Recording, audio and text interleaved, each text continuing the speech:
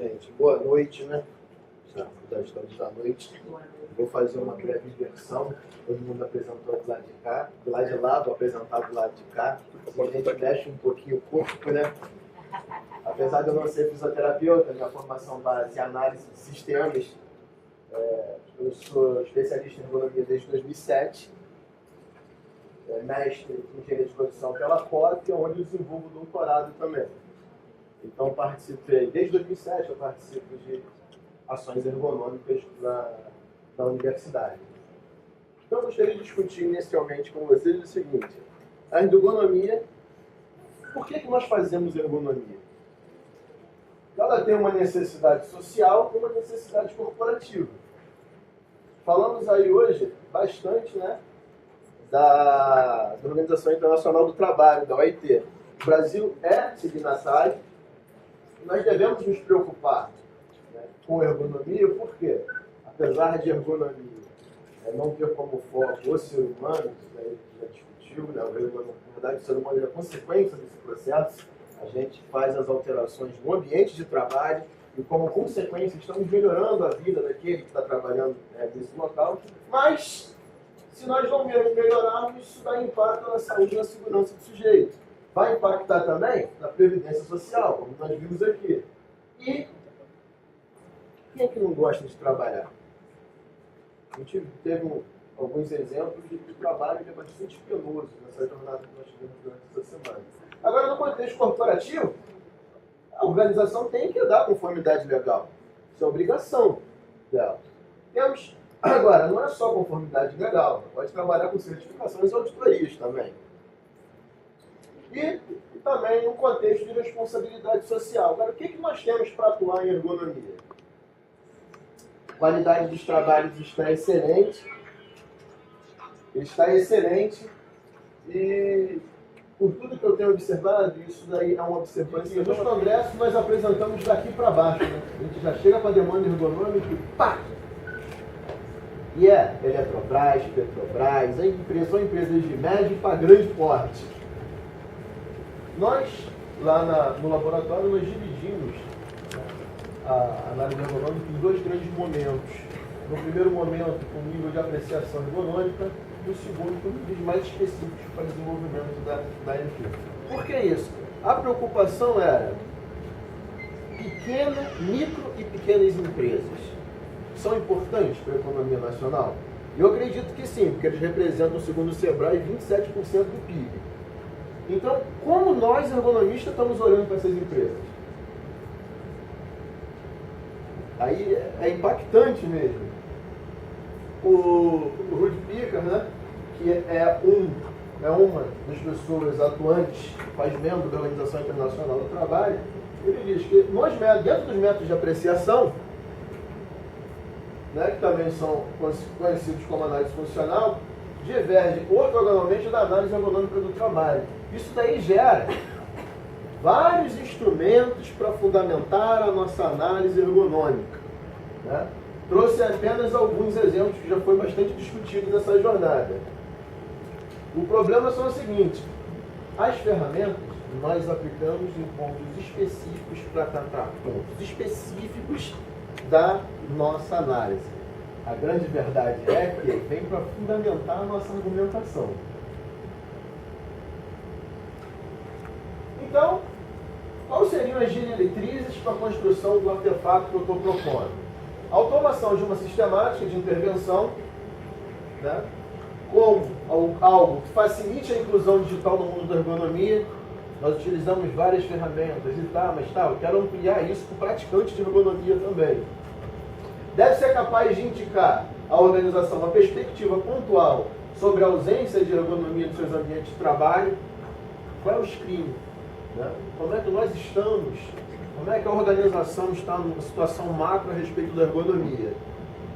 E não chegar só e levantar problemas. Precisa propor encaminhamentos aonde nós estamos em desconformidade, né, com as normas. Esse é o objeto de estudo do doutorado, aonde uma empresa dessas, vamos dizer, de microempresa, né, a gente tem uma explosão de demandas, como atuar numa explosão de demandas, com demandas diferentes, aonde eu preciso estar em muitos lugares e ao mesmo tempo, querendo, a organização precisa de uma solução rápida, não existe ergonomista suficiente, daí com uma equação rápida a gente vê que a gente não consegue tratar de todos os problemas organizacionais do país só com o número de ergonomistas que nós temos. Então a gente precisa ampliar isso.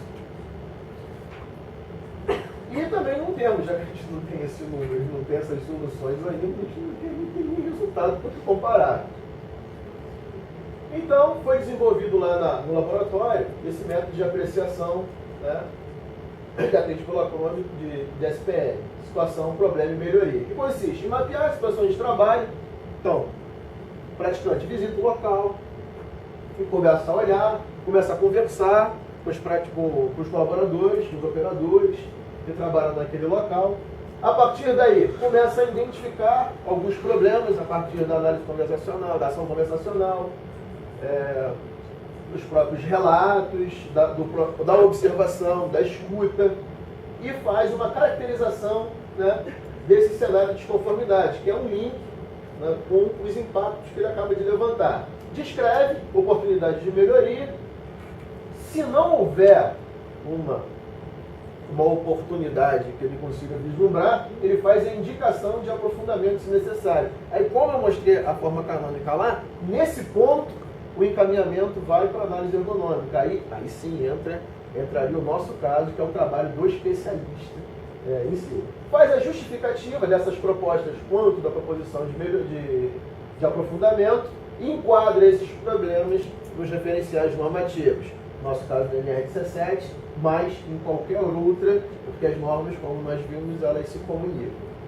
Nós vamos ter encaminhamentos simples, vamos ter encaminhamentos para projetos de concepção e podemos ter pontos que eu não sei o que eu tenho que recomendar. Então, esse precisa de uma análise mais aprofundada. Então, como funcionaria a lógica desse sistema? Eu tenho um ambiente, nesses ambientes eu tenho situações de trabalho, onde essas situações interagem com o modelo sociotécnico. E se nós olharmos para cá, eu já tenho aqui os grandes tópicos da NR17. Então já fica dando uma lida, dando uma estudada, dando um treinamento no sistema, fica fácil fazer essa correlação, ou menos complexo, no mínimo. A ferramenta ela foi desenvolvida, foi uma proposta de automatização no mestrado dessa ferramenta. No doutorado eu peguei, né, peguei essa ferramenta para dar uma melhorada, porque ela foi validada por outro estudo também do laboratório. E eu estou dando agora uma amostra para vocês do que nós estamos já praticamente para colocar em mercado.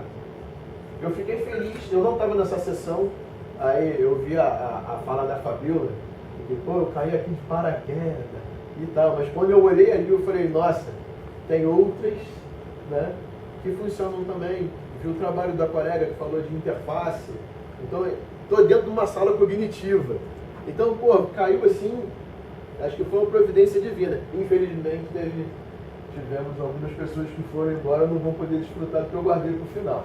Mas a aplicação trata, né, de demanda ergonômica de larga escala, para a gente poder dar um screening da situação, como é que está essa organização, qual o quadro ergonômico da minha organização. Microempresa. A fiscalização está interessada no médico grande. Eu digo lá, quem mora no interior das grandes cidades percebe que poucas vezes o auditor chega lá para realmente fazer o trabalho. Quando vai a denúncia, quando vai a perícia, agora a de rotina mesmo, não.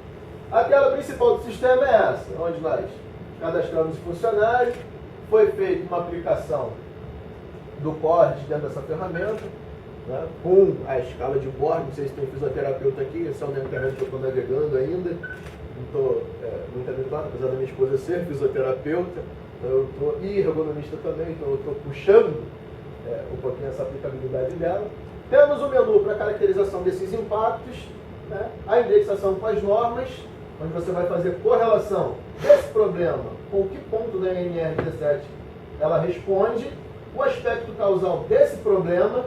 Vamos propor uma oportunidade de melhoria, vamos justificar por que nós estamos falando isso, Tem uma ferramenta adaptada também, que é a gravidade urgente, a ferramenta GUT, que é a gravidade urgente tendência, que vai fazer a criticidade desse problema que foi levantado e os relatórios. Eu trouxe para vocês um relatório que eu chamei de mapa local de risco ergonômico, onde vem a fotografia da situação, que nós caracterizamos aqui no impacto, a descrição do impacto, a caracterização do aspecto, o que eu botei como melhoria, a justificativa e em que pontos essa situação de trabalho está em desconformidade com a NR17.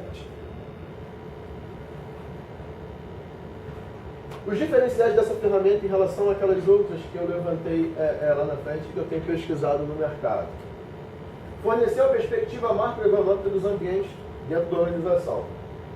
Subsidiar ao praticante de ergonomia uma ferramenta de auxílio para a tarefa de mapeamento da desconformidade. Disponibilizar ao praticante, através de uma interface simples, aí que veio em ser digitar dentro de uma sala de cognição, a possibilidade de indexar os problemas levantados com os tópicos da NR17 e outras, se forem aplicados, se for o caso. Contribuir através do mapa local de risco ergonômico elementos suficientes para o desenvolvimento de um futuro plano de ação. Então isso é negociado com o pessoal do SEGIT, com o pessoal do QSMS, com o pessoal da CIP. Então essas coisas é para se falar mesmo, o objetivo é esse.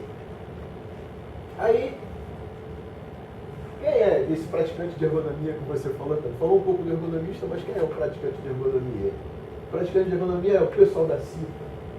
Como nós vimos lá na conferência de mais cedo, foi falado realmente disso. O grande que nós percebemos a CIPA hoje é o canal de estabilidade. O cara vai, entrei, aí depois que entra, tem um ano para fazer aqui. O que eu faço agora? Nós temos uma ferramenta para poder disponibilizar para essa pessoa para mostrar algum resultado. Com isso, a gente está ajudando também, tanto a organização quanto fazer a responsabilidade social e criando demandas para a ergonomia também. Aí, esse sistema pode ser instalado? Não, ele não pode ser instalado, esse sistema está na nuvem.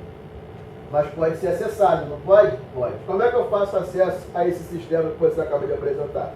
Entra nesta página, dá 2 cliques nesse link,